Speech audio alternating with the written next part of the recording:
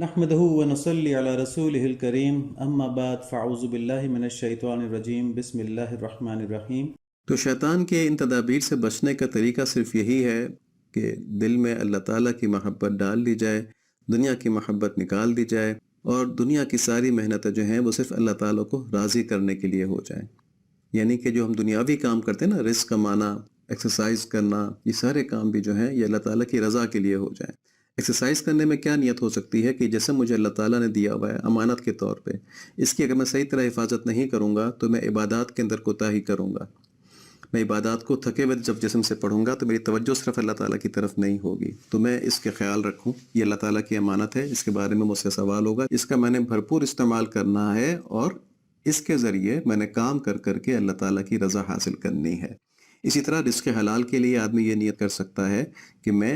اپنے آپ کو سوال سے بچاؤں، اپنے گھر والوں کو سوال سے بچاؤں۔ یعنی کہ سوال سے کیا مراد ہے؟ کسی سے مانگنے سے بچاؤں، اس کے لیے کچھ نہ کچھ کماؤں، میں اللہ تعالیٰ نے صلاحیتیں دی ہیں، اور اگر ضرورت سے زیادہ رزق حاصل کرنے کی صلاحیت موجود ہے تو میں اس نیت سے کماؤں کہ میں اس کو اللہ تعالیٰ کے راستے میں خرچ کروں گا، اور جو لوگ امتحان کے طور پہ ضرورت مند رکھے گئے ہیں ان کے اوپر میں خرچ کر کے اللہ تعالیٰ کے قریب ہو جاؤں گا۔ تو تمام دنیاوی کاموں کے اندر اللہ تعالیٰ کی محبت جو ہے دین کا اثر ڈال دیتی ہے، اور وہ بھی عبادت بن جاتے ہیں، اور ایسی صورت میں نفس جو ہوتا ہے وہ بھی مطیع ہو جاتا ہے اللہ تعالیٰ کا، یعنی پھر اللہ تعالیٰ کے احکامات کی مخالفت کی خواہشات سرد ہو جاتی ہیں، ان میں وہ زور نہیں رہتا،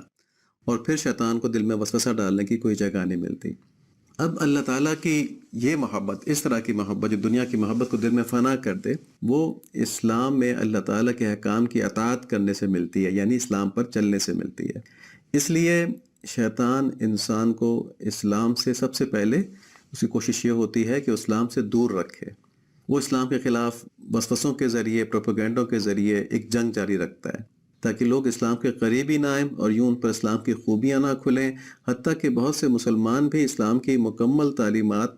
اس طرح سے حاصل نہیں کرتے کہ کہیں وسوسوں کی وجہ سے ان کا ایمان نہ خراب ہو جائے، بس موٹا موٹا دین کا علم کافی ہے۔ اس بات کا کیا مطلب ہوا کہ وہ سمجھتے ہیں کہ ہم اسلام کی باریک باتوں کو نہیں سمجھ پائیں گے، ہمارے دل میں اس کے خلاف کوئی وسوسہ نہ آ جائے۔ جیسے یہی والی بات کہ مسجد کے اندر ہم کسی کو اللہ تعالیٰ کے علاوہ کسی اور کی عبادت کرنے کی اجازت نہیں دے سکتے۔ ہاں، اگر وہ مسجد میں آ کے مسلمانوں کا طریقہ عبادت دیکھنا چاہے تو آئے، اس پہ ممانعت نہیں ہے، یہ نہیں ہے کہ آپ اس کو ڈنڈا مار کے نکال دیں گے۔ اگر وہ مسلمانوں کا طریقہ عبادت دیکھنے یا مسجد کا ماحول دیکھنے کے لیے آنا چاہ رہا ہے آبزرور کے طور پہ تو ٹھیک ہے، لیکن اپنی عبادت وہاں نہیں کر سکتا۔ تو یہ بھی ایک دین کی باریک بات ہے۔ اب کوئی آدمی کیا ہے کہ یہ باتیں سن کے پھر میرے ذہن میں یہ خیال آئے گا کہ عیسائی تو بہتر ہوئے، وہ تو اپنے چرچ میں ہم کو آنے دیتے ہیں، اور مسلمان اپنی مسجد میں کسی کو نہیں آنے دیتے عبادت کرنے کے لیے۔ تو ایسی باتوں سے میرے اندر وسوسے پیدا ہوتے ہیں، تو میں ان وسوسوں سے بچنے کے لیے دین کی باریک باتوں میں پڑھتا ہی نہیں۔ تو وہ اس علم کو حاصل ہی نہیں کرتے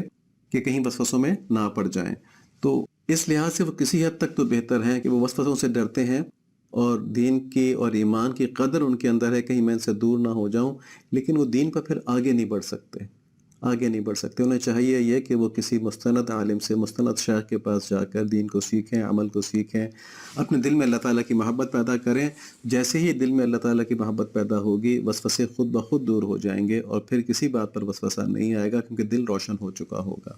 بہرحال شیطان تو اس سے بہت پہلے روکنے کی کوشش کرتا ہے نا، وہ تو کہتا ہے کہ اسلام کی طرف ہی نہ جاؤ، اور اگر پیدائشی مسلمان ہو تو اسلام کے خلاف ذہن میں مختلف شکوک ڈالنا شروع کر دیتا ہے، اور اس طریقے کو انگریزی میں پوائزننگ دا ویل کہتے ہیں۔ یہی طریقہ جو تھا یہ کفار مکہ نے بھی اپنایا تھا۔ جب انہوں نے دیکھا کہ آپ صلی اللہ علیہ وآلہ وسلم کی تعلیمات سے لوگ متاثر ہوتے جا رہے ہیں، تو انہوں نے یہ پروپیگنڈا شروع کر دیا کہ آپ صلی اللہ علیہ وآلہ وسلم نعوذ باللہ جادوگر ہیں، تاکہ کوئی ان کے قریب ہی نہ جائے اور ان کی بات ہی نہ سنے، اور جو ان کی بات سنے گا وہ اس پر جادو کا اثر ہو جائے گا۔ تو اس طریقے سے وہ لوگوں کو آپ صلی اللہ علیہ وآلہ وسلم کی دعوت سے دور رکھنا چاہتے تھے، کیونکہ انہوں نے دیکھا تھا کہ جب آپ صلی اللہ علیہ وآلہ وسلم کی زبان کی قرآن سن لیتا ہے تو وہ ایمان لے آتا ہے، یا ان میں سے اکثریت ایمان لے آتی ہے، تو انہیں کہیں سننے ہی مت دو۔ تو یہی وہ پروپیگنڈا ہے جو شیطان اور اس کے پیروکار کرتے ہیں لوگوں کو اسلام سے دور رکھنے کے لیے۔ اور جب اسلام سے دور ہوں تو کفار جتنے مرضی اچھے کام کرتے رہیں، شیطان کو اس سے کوئی سروکار نہیں ہوتا، کیونکہ ان کا کوئی کام اللہ تعالیٰ کے دربار میں قبول نہیں ہے۔ جبکہ مسلمانوں کا چھوٹے سے چھوٹا عمل جو ہے وہ بھی کیونکہ اللہ تعالیٰ کو راضی کرنے کے لیے ہوتا ہے، اس کی وہاں پہ انفائنائٹ قیمت ملتی ہے۔ ایک دفعہ سبحان اللہ کہنا تو اس میں جنت کی نعمتیں ملنا شروع ہو جاتی ہیں، جنت میں درخت لگ جاتا ہے جو ہمیشہ رہے گا، اور اس کی کیا کیفیت ہوگی تم وہیں جا کے سمجھ سکیں گے کہ سبحان اللہ کے نام میں جو درخت ملا ہے اس کی وہاں پہ کیا کیفیت ہے۔ یہاں پہ ہم سمجھتے ہیں نا کہ درخت کیا چیز ہوتی ہے، تو وہ جنت کا ہوگا، اس کی کیفیت وہیں جا کے معلوم ہوگی، یہاں ہم سوچ نہیں سکتے۔ لیکن جب اللہ تعالیٰ انعام کے طور پہ دے رہے ہیں تو اللہ تعالیٰ کا کوئی بھی انعام معمولی نہیں ہو سکتا۔ تو اس لحاظ سے کیونکہ مسلمانوں کی جو نیکیاں بڑی قیمتی ہوتی ہیں، مسلمانوں پر شیطان کی دوہری محنت ہوتی ہے، ایک ان کو نیکیوں سے دور رکھنے کی تاکہ جنت میں انہیں کم سے کم فائدے ملیں، اور نمبر دو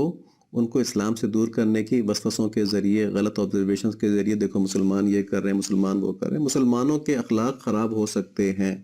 مسلمانوں کے اخلاق دین پر نہ چلنے کی وجہ سے، جس دین کے اوپر وہ ایمان رکھتے ہیں اس کی پیروی نہ کرنے کی وجہ سے کفار سے بھی زیادہ خراب ہو سکتے ہیں، کیونکہ کچھ کفار جو ہوتے ہیں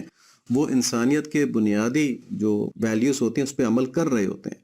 اور اگر کوئی مسلمان نہ کر رہا ہو تو وہ اس سے برا ہو جائے گا اس عمل کے لحاظ سے، لیکن ایمان تو اس کے اندر ہے۔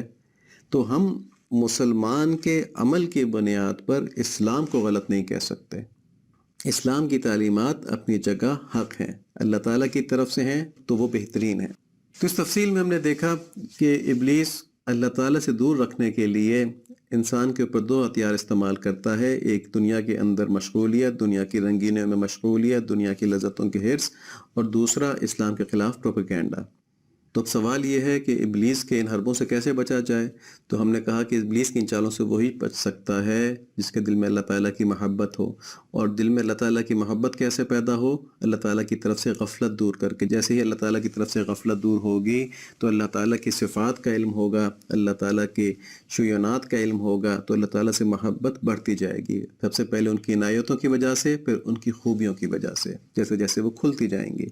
اور اللہ تعالیٰ کی طرف متوجہ کون ہوگا؟ جس سے یہ احساس ہو کہ اس دنیا میں بھیجے جانے کا بھی کوئی مقصد ہے، اور ہمارا خالق جو ہمیں پال بھی رہا ہے وہ ہم سے ہمارے اعمال کا حساب کتاب لے گا۔ یعنی دنیا میں اپنے وجود کا جو مقصد ہے اس سے آگاہی ہمیں اللہ تعالیٰ کی معرفت حاصل کرنے پر مجبور کرتی ہے۔ اللہ تعالیٰ کی عظمت اور مہربانیوں کی جتنی معرفت ہوگی اتنی غفلت دور ہوگی، اور اتنا ہی انسان اللہ تعالیٰ کی خشیت میں اور ان کی محبت میں شریعت کی اطاعت کرے گا۔ مولانا کے اگلے اشعار اسی معرفت کو بڑھانے کے لیے ہیں، لیکن ان کا صحیح فائدہ وہی اٹھا سکتا ہے جس کے دل میں کچھ روشنی کی طلب ہو، جس کو حق کی طلب ہو۔ تو فرماتے ہیں ناگزیر جملگا حی قدیر، لا یزال لم یزل فرد و بصیر۔ یہ وہ ذات ہے اللہ تعالیٰ کی جس کے سب محتاج ہیں، اور صرف وہ زندہ اور قدرت والا ہے، ہمیشہ رہے گا اور ہمیشہ سے ہے، ایک اکیلا اور دیکھنے والا ہے۔ تو وزیر اس سے پنجہ لڑا رہا ہے جس کی یہ خصوصیات ہیں۔ اس شعر میں اللہ تعالیٰ کی توحید اور ان کی عظمت بیان کی گئی ہے، اور یہودی وزیر جو اللہ تعالیٰ سے لڑنے کے لیے چلا ہے وہ تو خود اپنے وجود کے لحاظ سے فانی ہے، اور وہ ایسے سے لڑنے چلا ہے جو لافانی ہے، وہ تنہا اپنی ذات سے خود قائم ہے، اور اللہ تعالیٰ کو کسی کی مدد کی ضرورت نہیں، جبکہ تمام مخلوق جو ہے وہ ان کے حکم سے قائم ہے، وہ ان کی ہر طرح سے محتاج ہے۔ اللہ تعالیٰ ایسے قادر ہیں کہ سب مخلوقات کے وجود کو قائم رکھا ہوا ہے، اور جس کے پاس بھی کوئی صلاحیت یا کوئی نعمت ہے وہ اللہ تعالیٰ ہی کی عطا کرتا ہے۔ تو کسی مخلوق کی یہ حیثیت ہی نہیں ہے کہ اللہ تعالیٰ کے حکم کے بغیر کوئی شے حاصل کر سکے۔